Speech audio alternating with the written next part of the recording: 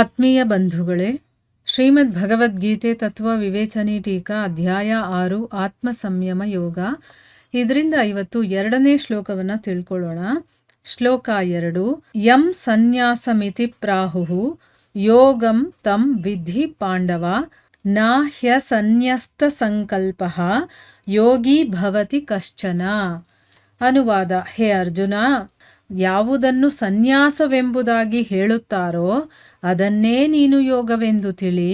ಏಕೆಂದರೆ ಸಂಕಲ್ಪಗಳ ತ್ಯಾಗವನ್ನು ಮಾಡದಿರುವ ಯಾವ ಪುರುಷನೂ ಕೂಡ ಯೋಗಿಯಾಗುವುದಿಲ್ಲ. ಇದು ಶ್ಲೋಕ ಮತ್ತು ಅದರ ಅನುವಾದ. ಈಗ ಇದನ್ನ ಅರ್ಥ ಮಾಡ್ಕೊಳ್ಳೋದಕ್ಕೆ ಪ್ರಯತ್ನ ಮಾಡೋಣ. ಮೊದಲನೇ ಶ್ಲೋಕದಲ್ಲಿ ಭಗವಂತ ಕರ್ಮಫಲದ ಆಶ್ರಯವನ್ನ ಪಡೆಯದೆ ಕರ್ಮ ಮಾಡುವವರನ್ನ ಸನ್ಯಾಸಿ ಮತ್ತೆ ಯೋಗಿ ಅಂತ ಹೇಳ್ದ. ಅದರಲ್ಲಿ ಸನ್ಯಾಸ ಮತ್ತು ಯೋಗ ಎರಡೂ ಕೂಡ ಬೇರೆ ಬೇರೆ ನಿಷ್ಠೆಗಳಾದರೆ ಮೇಲೆ ಹೇಳಿರುವಂತಹ ಸಾಧಕ ಎರಡನ್ನೂ ಕೂಡಿದವನು ಹೇಗಾಗ್ತಾನೆ ಅನ್ನುವಂಥ ಪ್ರಶ್ನೆ ಉಂಟಾಗಬಹುದು ಅಲ್ವಾ. ಈಗ ನೋಡಿ, ಸನ್ಯಾಸಿ ಮತ್ತು ಯೋಗಿ, ಅದರಲ್ಲಿ ಸನ್ಯಾಸನೇ ಬೇರೆ ಯೋಗನೇ ಬೇರೆ, ಅಂದರೆ ಎರಡೂ ಬೇರೆ ಬೇರೆ ನಿಷ್ಠೆಗಳು ಅಂತ ಹೇಳಿದ್ಮೇಲೆ ಸಾಧಕ ಎರಡನ್ನೂ ಕೂಡಿರೋ ಅಂಥವನು ಅಂತ ಹೇಗಾಗತ್ತೆ ಅನ್ನುವಂಥ ಪ್ರಶ್ನೆ ಬರ್ಬೋದು. ಈ ಪ್ರಶ್ನೆಯನ್ನ ನಿವಾರಣೆ ಮಾಡೋದಕ್ಕೋಸ್ಕರನೇ 2ನೇ ಶ್ಲೋಕದಲ್ಲಿ ಸನ್ಯಾಸ ಮತ್ತು ಯೋಗದ ಏಕತೆಯನ್ನ ಪ್ರತಿಪಾದನೆ ಮಾಡಿದ್ದಾನೆ. ಅಂದರೆ ನೋಡಿ, ಮೊದಲನೇ ಶ್ಲೋಕದಲ್ಲಿ ಭಗವಂತ ಏನು ಹೇಳ್ದ? ಕರ್ಮಫಲದ ಆಶ್ರಯವನ್ನು ಪಡೆಯದೆ ಕರ್ಮ ಮಾಡ್ತಾನಲ್ಲ ಅಂಥವನು ಸನ್ಯಾಸಿ ಮತ್ತು ಯೋಗಿ ಅಂತ ಹೇಳ್ದ. ಈಗ ಸನ್ಯಾಸನೇ ಬೇರೆ ಯೋಗದ ಒಂದು ನಿಷ್ಠೆನೇ ಬೇರೆ ಅಂತಂದಮೇಲೆ ಅದನ್ನು ಮಾಡುವಂಥವ್ರು ಎರಡನ್ನೂ ಕೂಡಿದವರು ಹೇಗಾಗ್ತಾರೆ ಅನ್ನುವಂಥ ಪ್ರಶ್ನೆ ನಮಗೆ ಬರಬಹುದು.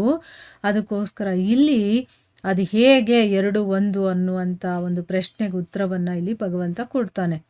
ಇಲ್ಲಿ ಅರ್ಜುನನಿಗೆ ಹೇಳ್ತಾನೆ, ಹೇ ಅರ್ಜುನ, ಯಾವುದನ್ನು ಸನ್ಯಾಸ ಅಂತ ಹೇಳ್ತಾರೋ ಅದನ್ನೇ ನೀನು ಯೋಗ ಅಂತ ತಿಳ್ಕೊ. ಯಾಕೆ ಅಂತಂದರೆ ಸಂಕಲ್ಪಗಳು ಬರುತ್ತಲ್ಲ, ಅದನ್ನು ತ್ಯಾಗ ಮಾಡದೆ ಯಾವ ಮನುಷ್ಯನು ಯೋಗಿ ಆಗೋದಕ್ಕೆ ಸಾಧ್ಯನೇ ಇಲ್ಲ.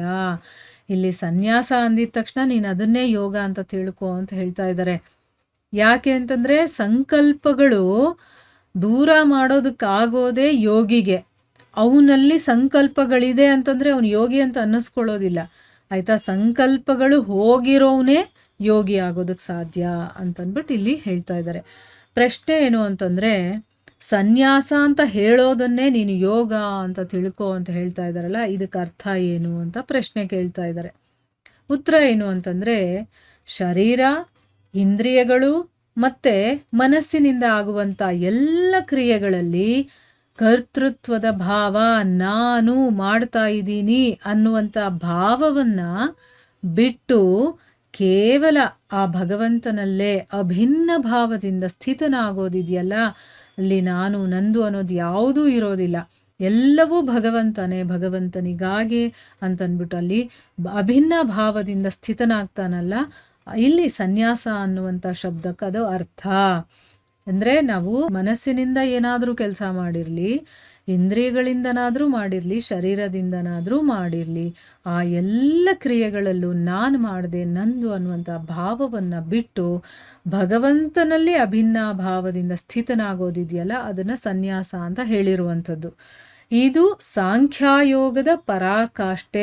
ಯಾವಾಗ ಸಾಂಖ್ಯಯೋಗವನ್ನು ಮಾಡ್ತಾ ಮಾಡ್ತಾ ಮಾಡ್ತಾ ಹೋಗ್ತಿರೋ ಕೊನೆ ಘಟ್ಟ ಏನಿದೆಯೋ, ಅಂದರೆ ಇದನ್ನೆಲ್ಲ ಮಾಡಿದಾಗ ನನಗೆ ಬರುವಂಥದ್ದು ಆ ಸನ್ಯಾಸತ್ವ ಅಂತನ್ನೋದು. ಜೊತೆಗೆ ಯೋಗ ಅನ್ನುವಂತಹ ಶಬ್ದದ ಅರ್ಥ ಮಮತೆ, ಆಸಕ್ತಿ, ಕಾಮನೆ ಇದೆಲ್ಲದರ ತ್ಯಾಗದಿಂದ ಆಗುವಂಥ ಕರ್ಮಯೋಗದ ಪರಾಕಾಷ್ಠೆಯ ರೂಪ ನೈಷ್ಕರ್ಮ ಸಿದ್ಧಿ ಅಂತ ಹೇಳಿದೆ. ಅಂದರೆ ಇಲ್ಲಿ ಸಾಂಖ್ಯಯೋಗದ ಪರಾಕಾಷ್ಠೆ ಅಂತಂದರೆ ಏನು? ಎಲ್ಲ ಕ್ರಿಯೆಗಳನ್ನು ನಾವು ಮಾಡ್ತಾ ಇದ್ರೂ ಕೂಡ ಅದರಲ್ಲಿ ಕರ್ತೃತ್ವ ಭಾವ ಇಲ್ಲದೆ ಆ ಭಗವಂತನಲ್ಲಿ ಅಭಿನ್ನ ಭಾವದಿಂದ ಸ್ಥಿತನಾಗುವಂಥದ್ದು. ಆ ಒಂದು ಮಟ್ಟಕ್ಕೆ ನಾವು ತಲುಪ್ತೀವಿ ಸಾಂಖ್ಯಯೋಗದಲ್ಲಿ. ಇನ್ನು ಮಮತೆ, ಆಸಕ್ತಿ, ಕಾಮನೆ ಇದನ್ನೆಲ್ಲ ಬಿಟ್ಟು ಆ ಒಂದು ಕರ್ಮಯೋಗವನ್ನು ಮಾಡ್ತಾ ಮಾಡ್ತಾ ಒಂದು ಪರಾಕಾಷ್ಠ ರೂಪಿಗೆ ಹೋದಾಗ ಇದೇ ಒಂದು ನೈಷ್ಕರ್ಮ ಸಿದ್ಧಿನೇ ಪಡಿತೀವಿ ನಾವು. ಎರಡರಲ್ಲೂ ಕೂಡ ಸಂಕಲ್ಪ ಕಂಪ್ಲೀಟಾಗಿ ಹೊರಟೋಗ್ಬಿಟ್ಟಿರುತ್ತೆ.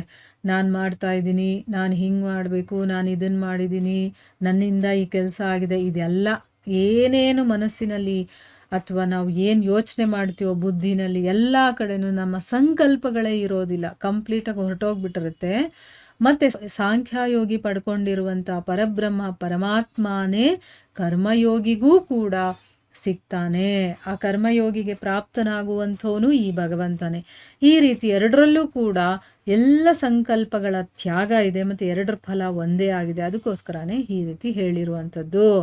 ಸನ್ಯಾಸವನ್ನು ಹೇಳೋದು ನೀನು ಯೋಗ ಅಂತಲೇ ತಿಳ್ಕೊ ಅಂತ ಯಾಕೆ ಹೇಳಿದ್ದಾರೆ ಅಂತಂದರೆ, ಎರಡರ ಮಾಡುವಂಥ ಒಂದು ವಿಧಾನ ಬೇರೆ ಆದರೂ ಕೂಡ ಕಡೆಗೆ ಅದರಿಂದ ಸಿಗುವಂಥ ಫಲ ಒಂದೇ ಆಗಿರುತ್ತೆ. ಮತ್ತು ಇವರೂ ಸಂಕಲ್ಪಗಳನ್ನು ಬಿಟ್ಟಿರ್ತಾರೆ, ಅವರು ಸಂಕಲ್ಪಗಳನ್ನು ಬಿಟ್ಟಿರ್ತಾರೆ. ಅದಕ್ಕೋಸ್ಕರನೇ ಸನ್ಯಾಸ ಅಂತಂದ್ರು ಯೋಗ ಅಂತಂದ್ರು ನೀನು ಒಂದೇ ಅಂತ ತಿಳ್ಕೊ ಅಂತಂದ್ಬಿಟ್ಟು ಇಲ್ಲಿ ಹೇಳಿರುವಂಥದ್ದು.